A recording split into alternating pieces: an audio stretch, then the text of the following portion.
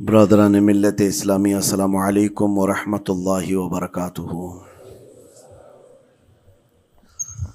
الحمد للہ وکفا وسلام علی حبیبہ المصطفیٰ، اما بعد فاعوذ باللہ من الشیطان الرجیم، بسم اللہ الرحمن الرحیم۔ فبما رحمۃ من اللہ لنت لهم ولو كنت فظا غلیظ القلب لانفضوا من حولک، صدق اللہ مولانا العظیم۔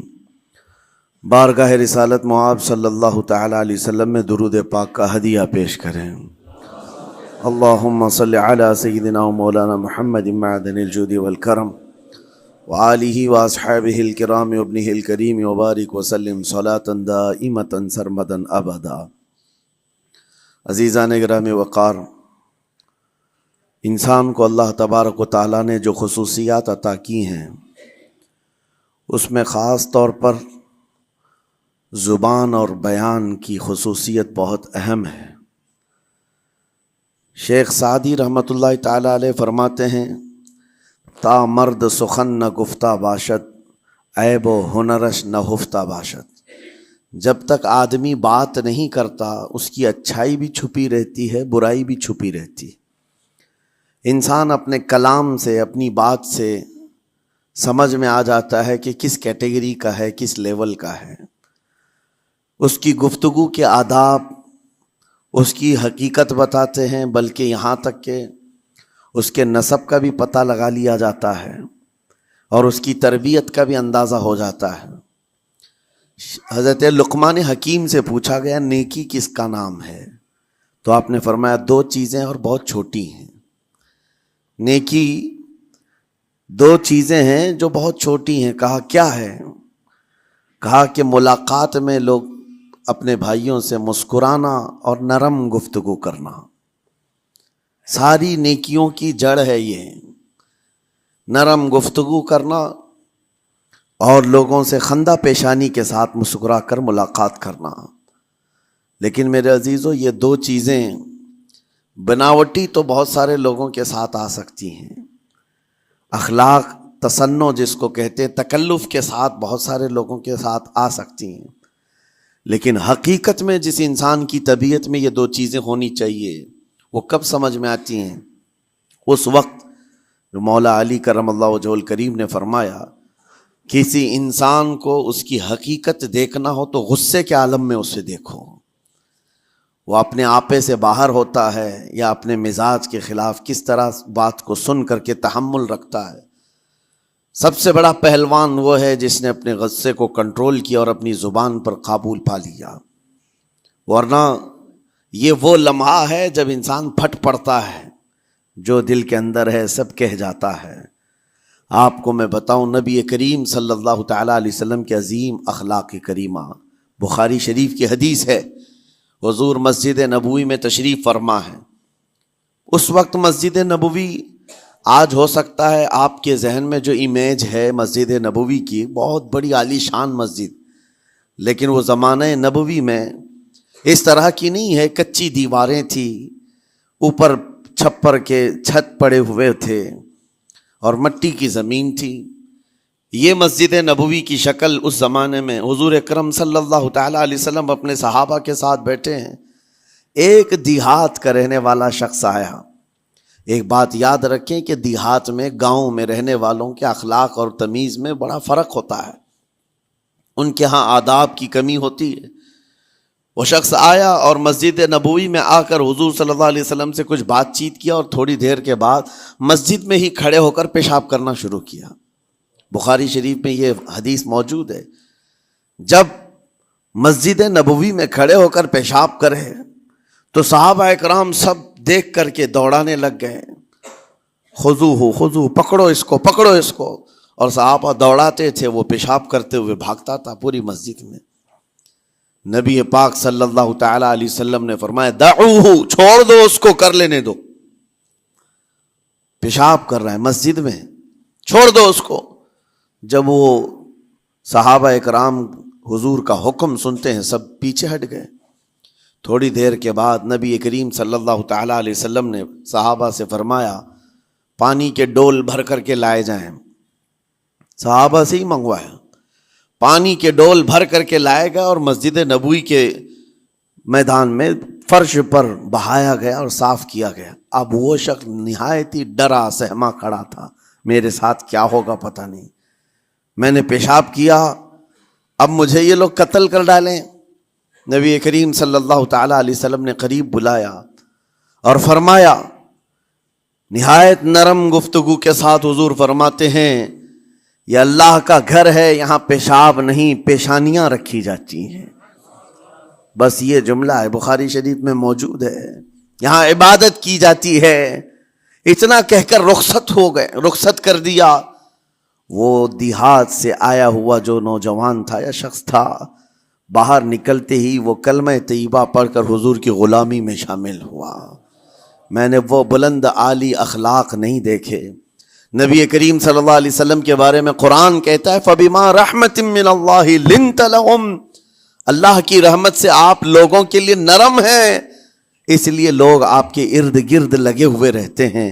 وَلَوْ كُنْتَ فَظًّا غَلِيظَ الْقَلْبِ لَانفَضُّوا مِنْ حَوْلِكَ، اے رسول اگر آپ سخت دل ہو جائیں تو پھر یہ سب چھٹ جائیں گے، آپ سے دور ہو جائیں گے۔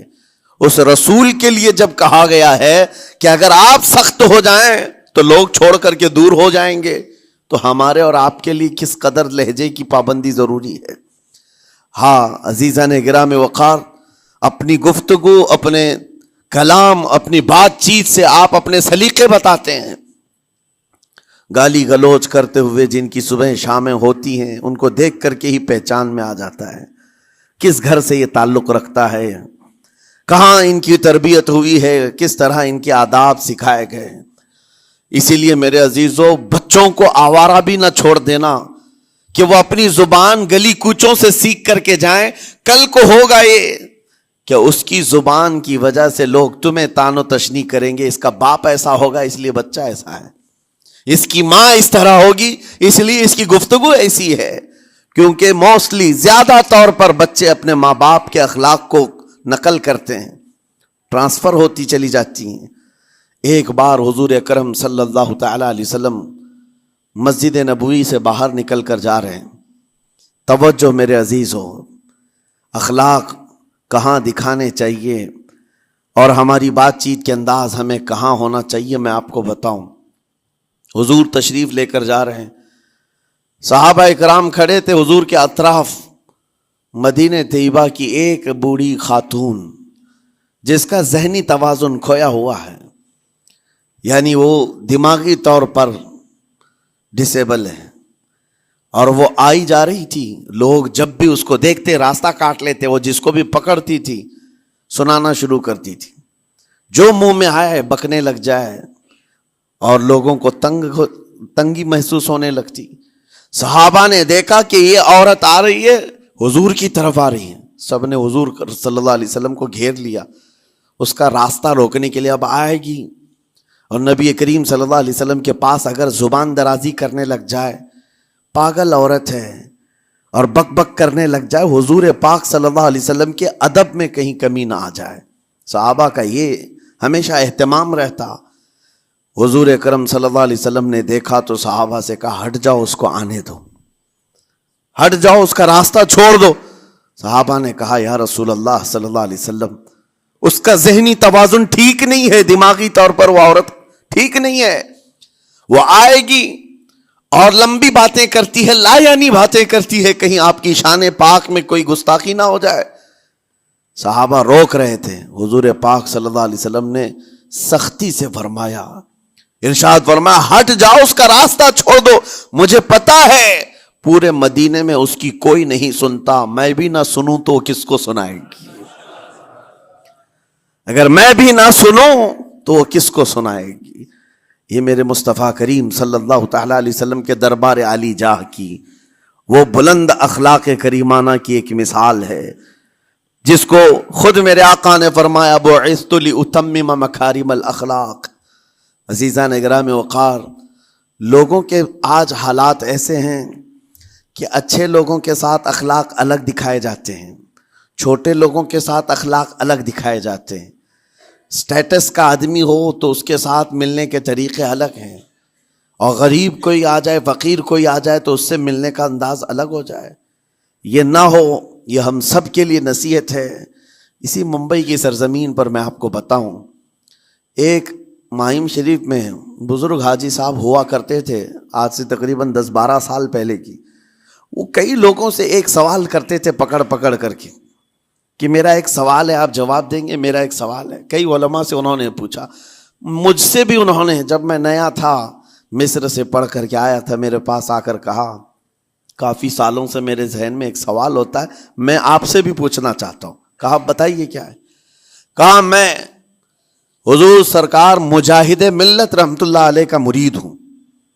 علامہ حبیب الرحمن مجاہد ملت، رئیس اعظم اڑیسہ، جن کے خدمات جلیلہ آج ہو سکتا ہے نئی جنریشن کو نہ معلوم ہو، ان کا لقب ہے مجاہد ملت، جنہوں نے سنیت کی بقا کے لیے اپنا تن من دھن سب قربان کیا تھا.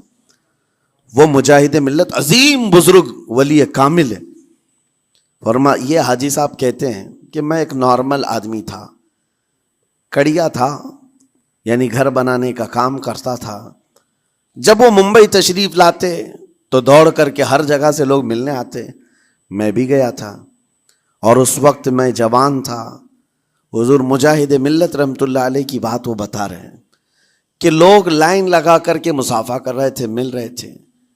جب مل رہے تھے تو پھر میرا نمبر آیا، میں ملنے کے لیے گیا. بزرگوں کے سب ہاتھ چومتے ہیں، یہ ہمارے سنیوں کے طور طریقے ہیں. ادب، علماء ذوی الاحترام کے ہاتھوں کا بوسہ لینا یہ مستحسن ہے، یہ ہمارے آداب میں سے، معمولات اہل سنت میں سے. تو جب سب لوگ ان کے دست بوسی کر رہے تھے، ہاتھ چوم رہے تھے، میں بھی قریب گیا، اور جب میرا نمبر آیا میں ہاتھ چومنے کے لیے گیا تو انہوں نے میرا ہاتھ لے کر خود ہی چوم لیا. وہ بزرگ عالی جاہ ولی کامل جن کو دنیا مجاہد ملت کہتی ہے، میرا ہاتھ انہوں نے چوم لیا. اور میرے اندر ایسی پشیمانی تھی کہ میں کیا کروں، سمجھ میں نہیں آیا. میں ایک معمولی سا کڑیا، اور کہاں ان کا مقام، کہاں میرا. تو اس کے بعد وہ اس بے چینی میں رہتے تھے کہ ایسا کیوں کیا، ایسا کیوں کیا، کیونکہ پوچھنے کا موقع ہی نہیں ملا. ایک بزرگ تھے، انہی کے خلیفہ تھے حضور مجاہد ملت کے، انہوں نے اس کا جواب دیا. میرے عزیزو کیا بہترین جواب تھا. حضرت مجاہد ملت رحمت اللہ تعالی علیہ یہ چاہتے تھے کہ ہزاروں لوگ ہماری تعظیم کرتے ہیں تو کہیں ہمارے دماغ میں بادشاہت کا خیال نہ آئے، ہم غریب اور فقیر کا ہاتھ چوم کر اپنے نفس کی مخالفت بھی کرتے ہیں. اخلاق کریمانہ دکھانے کے لیے اسٹیٹس والوں کے ساتھ ہی نہیں، غربا فقراء کے ساتھ بھی وہ اخلاق ہوں. نبی کریم صلی اللہ تعالی علیہ وسلم کے وہ آداب آج اگر آپ اپنا لیں، بہت ساری کڑوی چیزیں ویسی ختم ہو جائیں. آج ممبئی کی سرزمین پر سب سے بڑا یہ چیلنج ہے بات کرنے میں. نوجوانوں کے تو آج پارے چڑھے ہوئے ہوتے ہیں، ان سے کوئی بھی بات کر لے، جس تیور میں یہ بات کرتے ہیں ایسا لگتا ہے کہ ابھی لڑائی ہو جائے گی، ابھی جھگڑا ہو جائے گا. اس کی عادت سی بن گئی ہے. آپ کو پتہ ہے فرمایا گیا، عربی کا قول ہے، جراحت السنان لها التیام ولا یلتام ما جرح اللسان. تلوار سے، چاقو سے دیا ہوا زخم سوکھ سکتا ہے، زبان سے دیا ہوا زخم کبھی نہیں سوکھتا. زبان سے دیا ہوا زخم نہیں سوکھتا. بولنے سے پہلے 1000 بار اس بات کو خیال ہونا چاہیے کہ میں جس کو بول رہا ہوں کہیں اس کا دل چھلنی تو نہیں ہو جائے. میری زبان یہ ہوتی 50 گرام کی چھوٹی زبان ہے، لیکن بڑے بڑے لوگوں کے کلیجے چیر کر رکھتی ہے، بڑے بڑے لوگوں کے دلوں میں سوراخ کر کے رکھتی ہے، زخمی کر کے رکھتی ہے اس کا استعمال. اسی لیے روایت میں ملتا ہے کہ جب انسان صبح کرتا ہے تو سارے اعضاء، ہاتھ پیر آنکھ کان ناک، سارے اعضاء سب سے پہلے زبان سے یہ عرض کرتے ہیں، اس کی پناہ مانگتے ہیں، کہتے ہیں آج تو صحیح سلامت رہے گی تو ہم سب صحیح سلامت رہیں گے، اور اگر تو پھسل گئی تو عذاب ہم پر بھی ہوگا. زبان بولتی ہے، مار کسی اور کو پڑتی ہے. کوئی زبان کو مارتا نہیں ہے، گالی زبان دیتی ہے، لیکن مار کبھی پیٹھ پہ پڑتی ہے، سر پہ پڑتی ہے، ہر جگہ پڑتی ہے.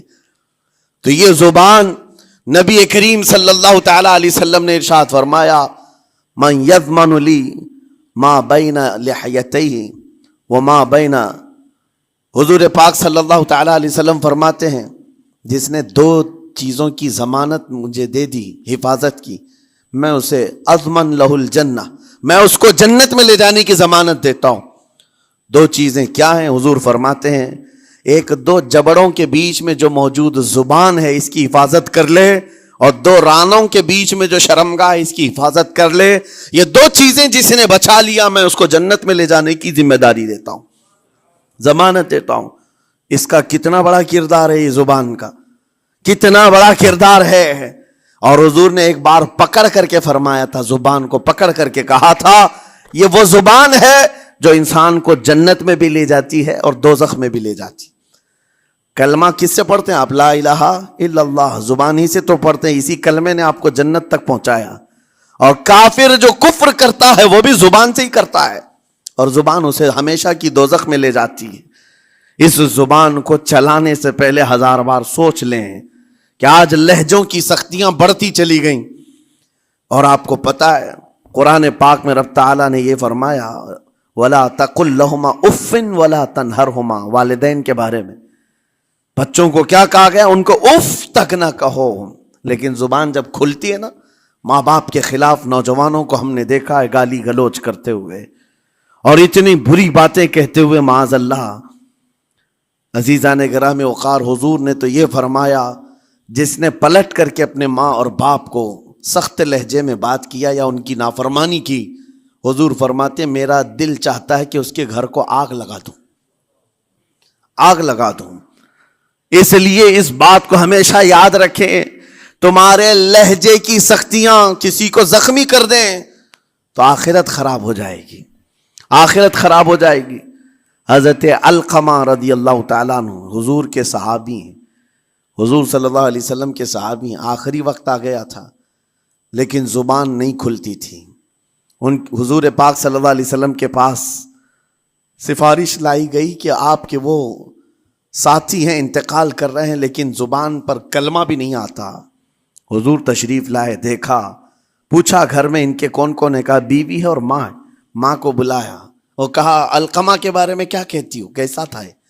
کہا بہت اچھا، پرہیزگار، عبادت گزار، سارے نیکوکاریاں اس کے اندر ہیں۔ تو پھر حضور نے پوچھا اچھا یہ بہت نیک تھا، تم بھی اس سے راضی ہو کہ نہیں ہو؟ ماں نے کہا میں نہیں راضی ہوں، میں راضی نہیں ہوں۔ کہا کیوں، وجہ کیا ہے؟ کہا یا رسول اللہ میرا اکلوتا بیٹا، میرا تنہا بیٹا تھا، بڑی محبتوں کے ساتھ اس کو پالا تھا، اور جب میں نے اس کی شادی کی اپنی بیوی کو لایا، اور جب بیوی گھر پر آ گئی تو میری بات کو ہلکے میں لیتا، اپنی بیوی کی بات کو فوقیت دیتا، ترجیح دیتا، اور اس وقت غالباً یہ باتیں تھی کہ زبان سے کوئی کلمہ ان کے نکلا ہوگا جو بیوی کی حمایت میں تھی، ماں کو تکلیف پہنچ گئی۔ کہا میرا دل گوارا نہیں کرتا، میں اس سے راضی نہیں ہوں، باقی وہ بہت نیک بندہ ہے، بہت اچھا ہے۔ حضور نے فرمایا دیکھو زندگی کے آخری پڑاؤ پر آ چکا ہے، روح نکلنے کو ہے، معاف کر دو۔ وہ بھی صحابیہ تھی، انہوں نے کہا آقا آپ کا حکم ہے یا مشورہ ہے؟ اگر حکم ہے تو پھر ماننا ہے۔ حضور نے فرمایا نہیں، حکم نہیں، مشورہ ہے۔ کہا مشورہ ہے تو پھر دل نہیں چاہتا، دل نہیں چاہتا۔ حضور نے فرمایا صحابہ سے کہ لکڑیاں جمع کرو، آگ لگاؤ اور انہیں اٹھاؤ، آگ میں ڈال دو۔ آگ دہکائی گئی تو ماں کی ظاہر سی بات ہے ممتا بے چین ہو گئی۔ کہا ان کو میرے سامنے آگ میں ڈالیں گے؟ کہا ہاں، اس سے بہتر ہے کہ وہاں جلے گا، یہاں جلے۔ وہ ماں کہتی آقا آپ گواہ ہو جائیں، میں اپنے بیٹے کو معاف کرتی ہوں۔ ادھر معاف کیا، ان کی زبان پر کلمہ طیبہ جاری ہوا۔ میرے عزیزو یہ بتانا مقصود اس لیے ہے کہ زبان سے دیے ہوئے زخم خواہ والدین کو ہو، یہ معمولی نہیں ہوتے۔ ہو سکتا ہے آخری وقت تمہاری زبان بند ہو جائے اور کلمہ طیبہ بھی نہ جاری ہو، زبان کھلنے بھی نہ لگے، یہ حالات آ جائیں گے۔ اس لیے اپنی زبان کا کنٹرول برقرار رکھو، کس سے کیا کہنا ہے۔ ابھی میں اس کا دوسرا پارٹ بھی بتاتا ہوں زبان کے استعمال کا۔ یہ نرمی لہجے کے اندر ہونا بہت ضروری ہے، لیکن کچھ جگہوں پر سختی کی اجازت ہے، لیکن وہ مقامات الگ ہیں۔ نرم لہجہ حضور پاک صلی اللہ تعالی علیہ وسلم کے فرامین میں سے ہے۔ ایک بات بڑی بغداد مقدسہ میں نے ایک ولی پاک کی زیارت کی، ان کے آستانے پر بھی میں نے ابھی بیان کیا تھا۔ حضرت بہلول دانا مجذوب بزرگ تھے، اور بغداد کی گلیوں میں کہیں پر بھی بیٹھ جاتے تھے، اور جو جانکار تھے وہ سمجھتے تھے یہ اللہ والا بندہ ہے۔ مجذوب کس کو کہتے ہیں؟ جس کی یاد الہی میں عقل فنا ہو گئی، ختم ہو گئی، اللہ کے ذکر میں اور اللہ کی یاد میں اپنے آپ کو فنا کر دیا ہے، اس کے اوپر شریعت کا قلم نہیں۔ ظاہر سی بات ہے شریعت کے سارے احکام اس پر ہیں جس کی عقل سلامت ہے۔ عاقل ہو، بالغ ہو تو نماز فرض ہے نا، عقل ہی نہیں ہے تو وہ مجذوب ان اولیاء کو کہتے ہیں۔ لیکن ان کے بارے میں حدیث میں ہے، اللہ کے نبی نے فرمایا وہ ایسے بندے ہیں کہ اگر اللہ کو قسم دے دیں کسی بات کی، اللہ ان کی قسم پوری کرتا ہے۔ وہ بہلول دانا بیٹھے ہوئے تھے، بغداد کا ایک مشہور تاجر تھا، لیکن خستہ حال تھا، بہت نقصان اٹھا چکا تھا، خسارے میں چل رہا تھا، بزنس پورا لاس میں، اور وہ پریشان حال بہلول دانا کے پاس آیا، گڑ گڑایا، کہا کہ حضور مجھے بچا لیں، رحم کر لیں، میں تاجر ہوں، لٹ گیا ہوں، لاس میں ہوں، کچھ آپ فرما دیں، میں کیسے اس بھنور سے نکلوں؟ بہلول دانا نے دیکھا، کہا ٹھیک ہے کچھ پیسے بچے ہیں؟ کہا ہاں ہے، وہ بس اتنا سرمایہ ہے کہ مال لیتا ہوں پھر بیچ دیتا ہوں، نفع نہیں ہوتا۔ بہلول دانا نے کہا ایک کام کر، کالا کپڑا جتنا ملتا ہے سب خرید لے، پورے شہر سے کالا کپڑا جہاں جہاں مل جائے سب لے کر اسٹاک کر لے۔ کہا جی حضور آپ نے جیسا فرمایا۔ گیا، جتنا سرمایہ تھا سب لگا دیا، کالا کپڑا خرید کر ایک جگہ اسٹاک کر دیا۔ اللہ والے کا حکم تھا، لیکن ہوا یہ کہ بغداد کا معمول تھا، 8 دن گزرے نہیں تھے کہ وہاں وقت کے حاکم کا انتقال ہوا، اور جب حاکم کا انتقال ہوتا تو شہر کے جتنے بڑے لوگ ہوتے، رئیس لوگ، وہ اس کے سوگ میں، اس کے غم میں کالا کپڑا پہنتے تھے، اور کالا کپڑا سوائے اس تاجر کے کسی کے پاس نہیں تھا، اور سارے بڑے لوگ پیسوں سے اس کے پاس کالا کپڑا خریدنے آئے، یہ منہ بولے قیمت پر، جیسے تیسے جتنی قیمت پر بولے سب خرید کر لے جاتے، اور پل بھر میں ایک دن کے اندر وہ بہت بڑا کروڑ پتی بن گئے، بہت مال آ گیا۔ یہ بات یاد رکھیں، اللہ مال دیتا ہے، اس کے بعد پھر آزمائش بھی ہوتی ہے۔ مال اتنا آ گیا، اب لے کر کے مستیاں تھیں، چند دن گزرے، ظاہر سی بات ہے مال کو بڑھانے کی تمنا ہر ایک کی ہوتی ہے، کوئی یہاں پر اینڈ کرنے والا نہیں ہے دنیا میں، چاہے اس کا بزنس اربوں پر بھی پہنچ جائے، اسے آگے پہنچنا ہے۔ چند دن گزرے تھے، 8-10 دن، پھر آیا حضرت بہلول دانا کو ڈھونڈتے ہوئے، ایک جگہ میدان میں یہ مجذوب بزرگ بیٹھے مل گئے، آیا اور کہا او دیوانے بتا اب کیا خریدوں، پیسہ بہت ہے ابھی میرے پاس، بتا دیوانے اب کیا خریدوں؟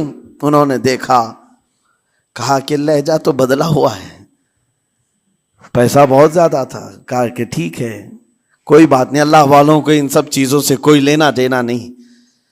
آپ نے کہا مال جتنا ہے تیرے پاس سب لے کر کے خربوز خرید لے، تربوز خرید لے، جس کو کلنگڑ کہتے ہیں، تربوز پورے خرید لے۔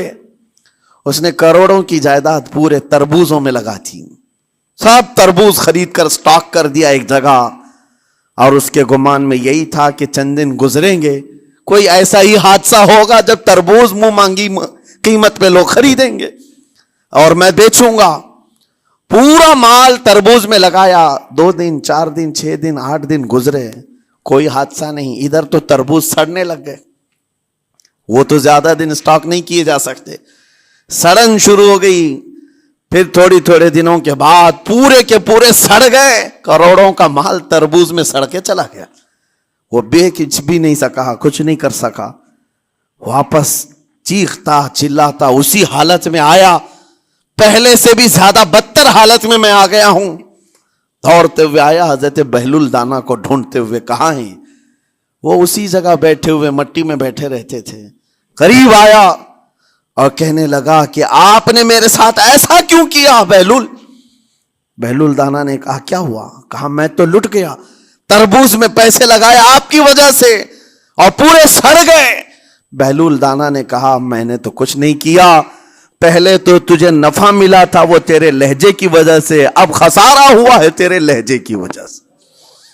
پہلے جو آیا تھا بات کرنے کے لیے اس وقت تیری تمیز الگ تھی، تیری تہذیب الگ تھی، اخلاق الگ تھی، گڑ گڑا کر کہا تھا کہ میں لٹ گیا ہوں آپ رحم کر دیں۔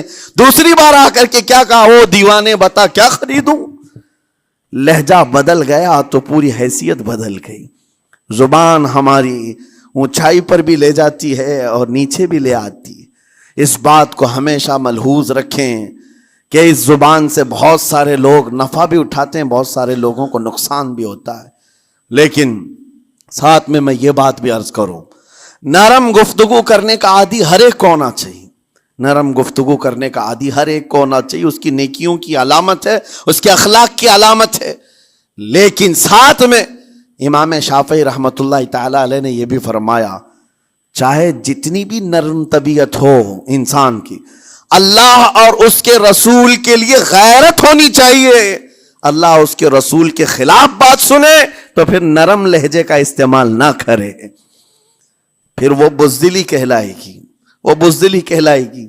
آج میں ایک بات یہ بھی بتا دوں، بہت سارے لوگ یہ سمجھتے بھی ہیں۔ ابھی چند دن قبل میں ماررہ مطہرہ میں بیان کیا اخلاق کے، اولیاء کرام کے مذہب و مسلک پر، اور پچھلے 15 سالوں سے میں نے بہت سارے خطابات کیے ہیں اخلاق پر، معاشرے کی برائیوں پر، لیکن ابھی چونکہ چند دنوں میں جلسے پروگرام بہت سارے ہو گئے اور عظمت ناموں سے رسالت پر زیادہ گفتگو ہونے لگی، تو لوگوں میں ایک امیج الگ بیٹھی ہوئی ہے۔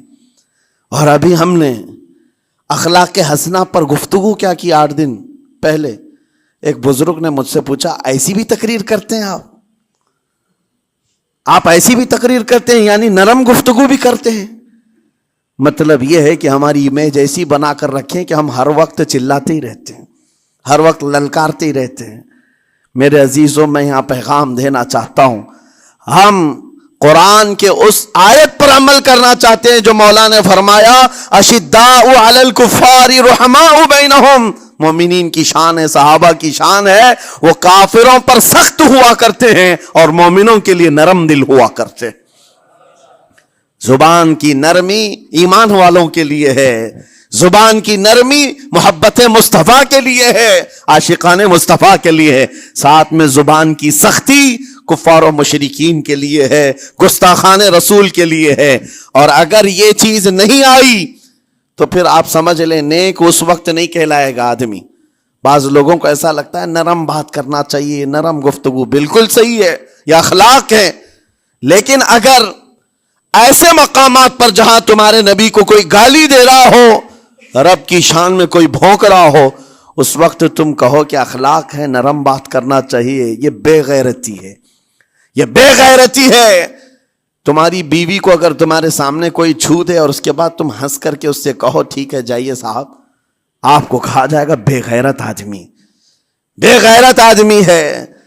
انسان کو اپنی بیوی، اپنی بیٹی، اپنی ماں پر بھی غیرت ہوتی ہے، وہ سنتا نہیں ہے، یہ پیدائشی ہے، فطرت ہے انسان کی۔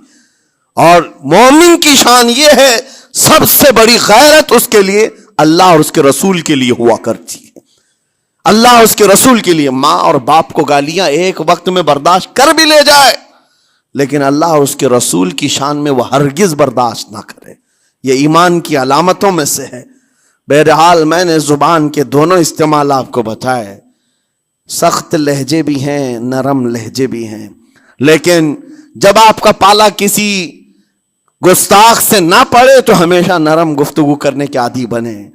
مومنین میں نرم لہجے کا اختیار ہمیشہ رہے، اس سے اخلاق آپ کے بتائے دکھائے جاتے ہیں، اس سے آپ کے اخلاق معلوم ہوتے ہیں، ساتھ ہی معاشرے میں نرمی اور محبت کا ماحول بھی قائم ہوتا ہے۔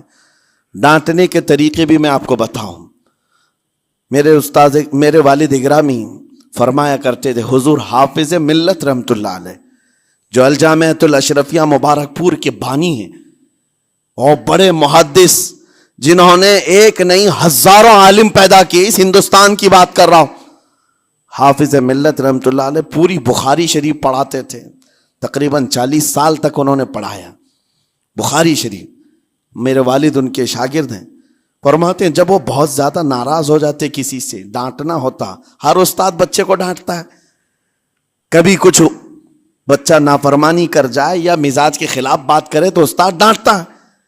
تو حافظ ملت رحمۃ اللہ علیہ اگر کسی شاگرد کو ڈانٹتے بھی غصے میں تو کہتے ہیں اے جنتی کیا کر رہا ہے. کہتے ہیں اگر یہ جملہ قبول بھی ہو جائے تو بچہ جنتی ہو جائے. لہجے کی یہ استعمالات اولیاء سے سیکھو میرے عزیزو. غصے پر کنٹرول اس وقت تمہارے اخلاق معلوم ہوتے ہیں جب تمہارا غصہ عروج پر ہوتا ہے. اس وقت تمہاری حقیقت لوگوں کے سامنے آتی ہے. وہ اپنے شاگردوں کو ڈانٹتے بھی تو جنتی کہہ کر ڈانٹتے ہیں، یعنی کوئی گالی نہیں ہے، کوئی برے کلمے نہیں ہیں، بلکہ ایسا جملہ ہے کہ اگر قبول بھی ہو گیا استاد کی زبان سے، اس کی تو زندگی وصول ہوگی، اس کا بیڑا پار ہو گیا. ہمارے درمیان ماں باپ کو بھی یہ چاہیے کہ بچوں کو کس طرح کے اخلاق آپ دے رہے ہیں. گفتگو کرنے کے متعلق قرآن میں اللہ تعالیٰ نے آداب بتائے ہیں. جب آپ گھروں کے اندر موجود ہوں تو بچوں کے سامنے کس طرح کی گفتگو کیا کریں گے، کیسی بات کریں گے. شوہر اور بیوی جس طرح کی باتیں کر رہے ہیں بچے کے دماغ میں وہ پورا کا پورا چھپتا ہے، ٹرانسفر ہوتا ہے. اسی لیے کہا گیا ایڈلٹ گفتگو کبھی بھی بچوں کے درمیان نہیں کی جائے گی. جو میچورٹی میں نہیں ہے ان بچوں کے سامنے ماں اور باپ بیٹھ کر کے کلام بھی نہ کریں، بات نہ کریں. معاشرہ تو آج ایسا ہے سب پوری فیملی لے کر کے بیٹھے ہوئے ہیں، اور حد تو یہ ہے کہ گندی فلمیں سامنے لگی ہوئی رہتی ہیں. وہ کیسے بچا پاؤ گے؟ 4 سال 5 سال کے بچے کے اندر بھی وہ گفتگو، وہ مکالمات، ایک دوسرے سے بات کرنے کی تمیزیں، وہ سب وہاں سے سیکھتا آ رہا ہے. گھروں کے اندر ماحول کو تبدیل کرنے کے لیے آپ کی اپنی زبان پر کنٹرول اور اپنے بچوں کی تربیت اور ان کی زبان پر کنٹرول بہت ضروری ہے. پھر دیکھنا آپ یہ معاشرہ پیدا کر کے کل کو آپ کا بچہ نکلے گا، اس کی تمیز، اس کے اخلاق پر ہر کوئی اش اش کرے گا. چند دنوں کی محنت ہے آپ کی، لیکن بچے جب سلیقے کے ساتھ گفتگو کریں تو لوگوں کا دل جیت لیا کرتے ہیں. بات کرنے کے آداب ایسے ہیں کہ لوگ دل جیت لیا کرتے ہیں. یہ میرے استاد گرامی مصر کے رہنے والے تھے. جب خطابت ہمیں سکھا رہے تھے گفتگو کرنے کے آداب، تقریر کرنے کے آداب، تو ایک امام غزالی کا قول تھا کلم الناس علی قدر عقولہم، لوگوں سے ان کی عقل کے مطابق بات کرو. اس پر وہ سمجھاتے ہوئے ہمیں ٹریننگ دیتے تھے اور کہتے تھے کہ تمہارے پاس آنے والے کئی طرح کے لوگ ہوں گے. اگر تم امام ہو، اگر داعی ہو، خطیب ہو، مقرر ہو، کوئی غریب گھر سے، کوئی بڑے امیر گھر سے، کوئی پڑھا لکھا آئے گا، کوئی جاہل ہوگا، کوئی بدتمیز بھی ہوگا، کوئی نیکوکار، کوئی گنہگار، سب طرح کے مکس مجموعہ تمہارے پاس ہوگا. ان سے خطاب کرنا، ان سے بات کرنا، کس انداز سے بات کرو گے، کیسے ان سے کلام کرو گے. میرے عزیزو یہ ہمارا اپنا ہنر نہیں ہے. ہم جو آپ کے سامنے گفتگو کر رہے ہیں یہ ہمارا فن نہیں ہے، یہ اپنا پیدا کیا وہ ہنر نہیں ہے. ہمیں سکھایا گیا تھا صرف اور صرف آپ کو اس مجمع سے اور یہ آئے ہوئے جمع غفیر سے بات کرنے کے لیے ایک ہی اسلوب اپنانا ہے. دیکھنا ہے کہ رسول اللہ کیسے بات کیا کرتے تھے. میرے آقا صلی اللہ تعالی علیہ وسلم کا اسلوب اپناؤ.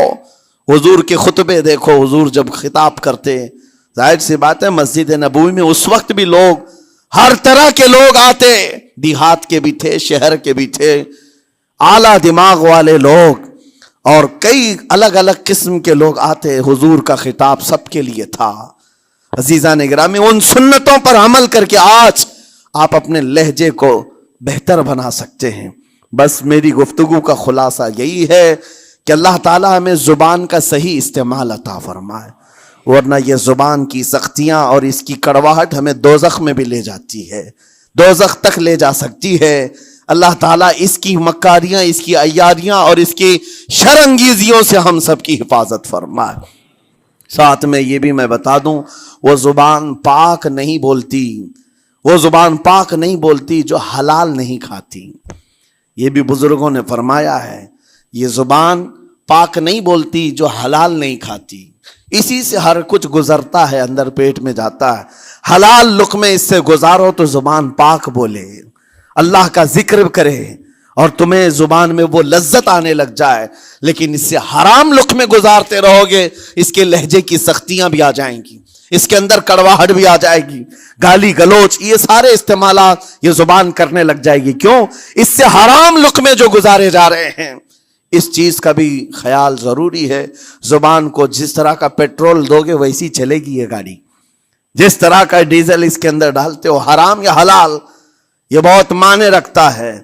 اور ایک بات یہ بھی سن کر کے چلے ہیں کہ حضرت سلیمان علیہ السلام کے زمانے میں ایک مناظرہ ہوا تھا علماء کا. بعض لوگوں نے کہا کہ انسان کی ایک جماعت تھی، انسان کی زبان افضل ہے، منہ افضل ہے، اس لیے کہ وہ اللہ کا ذکر کرتی ہے. بعض نے کہا کہ نہیں، انسان کے پیچھے کا مقام اچھا ہے، اس سے بہتر ہے. یہ دونوں کی تکرار میں حضرت سلیمان علیہ السلام کے پاس بات آئی، آپ بتائیں. تو ان سے پوچھا تم اتنی بڑی بات کیوں کہہ رہے ہو؟ اس کے پیچھے کا مقام اچھا ہے. کہا کہ اس لیے کہ وہ صرف نجاست نکالتا ہے، وہ صرف نجاست نکالتا ہے، وہ مقام غلاظت باہر کرتا ہے، غلاظت اندر لیتا نہیں. زبان غلاظت اندر بھی لیتی ہے، حرام کھاتی بھی ہے، لوگوں کو زخمی بھی کرتی ہے. ان علماء کی دلیل تھی. تب آپ نے فرمایا بات ٹھیک ہے، جس انسان کا زبان پر کنٹرول نہیں، حرام کھاتا ہو اور بد کلامی کرتا ہو، گالی گلوچ ساری چیزیں کرتا ہو، آپ نے فرمایا اس سے بہتر اس کا پیچھے کا مقام ہے. اور جو انسان کنٹرول رکھتا ہے، حلال کھاتا ہے اور لہجے کی نرمی رکھتا ہے، ظاہر سی بات ہے اس کا منہ ہی افضل ہے، اس کی زبان افضل ہے. اب یہ تو فیصلہ سب کا ہے، کس کو کیا چیز اختیار کرنی ہے. عزیزان گرامی اوقات، یہ بہت بڑی بات ہے جو میں آپ کے سامنے کہہ رہا ہوں. زبان کو اگر کسی دوسری جگہ سے کمپیئر کیا جائے تو لگتا ہوگا نرم، یہ بالکل اچنبے والی بات ہے، عجوبے والی بات ہے، یہ کون سا کمپیریزن ہے. وجہ یہی ہے، بعض لوگوں کو ہم نے اتنا گندا بولتے ہوئے دیکھا ہے. اس سے بہتر ہے کہ وہ نہ بولیں. لوگوں کو زخمی کرتے ہیں، کسی کے مقدسات پر حملے کرتے ہیں. اللہ تعالیٰ ان کے زبان کی شرارتوں سے ہماری حفاظت فرمائے. اور کریم خدا ارحم الراحمین مولا اس چیز سے بھی ہمیں حفاظت فرمائے. قیامت کے دن کچھ لوگ صرف اس لیے پکڑے جائیں گے کہ وہ کچھ نہیں بولتے تھے، لیکن وہ جن کے ساتھ رہتے تھے وہ بولتے تھے، وہ لوگ بولتے تھے، اور ان کی وجہ سے یہ خاموش رہنے والا جو ساتھ میں تھا اسے بھی جہنم میں لے جایا جائے گا. اور وہ اس دن کہے گا پکار کر، یا ویلتا لیتنی لم اتخذ فلانا خلیلا، اے کاش میں فلاں کی دوستی نہیں کیا ہوتا تو اچھا ہوتا، آج میں بچ گیا ہوتا. اپنے ماحول کو بچاؤ، جہاں زبان کی خرابی دیکھو اپنے آپ کو بھی بچاؤ اور اس ماحول سے بھی اپنے کو دور رکھو. اللہ کی بارگاہ میں دعا ہے مولا تعالیٰ اس زبان کو خالص اپنے ذکر میں لگائے اور اپنے حبیب پاک کے ذکر میں لگائے. مولا تعالیٰ ہم کو زبان کی بد کلامیوں سے محفوظ و مامون فرمائے. وآخر دعوانا ان الحمد للہ رب العالمین. السلام علیکم.